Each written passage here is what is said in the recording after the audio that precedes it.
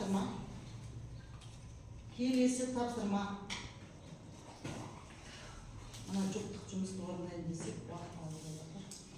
Олай болатын болса, балалар кішкене серіктеу сәтін жасап жіберейік. Бүгінгі сабағымызға байланысты серіктеу сәті не бірінші ойынын ойнаймыз. Тұрамыз, орнымызда тұрамыз. Не бірінші болады? Сабақ, қоңырау, мұғалім бірінші.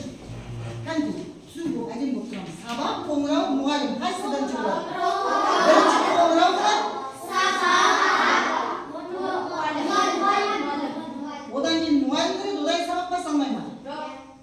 Қоңырау, мұғалім, сабақ. Келесі, түн, күн, ұйқы.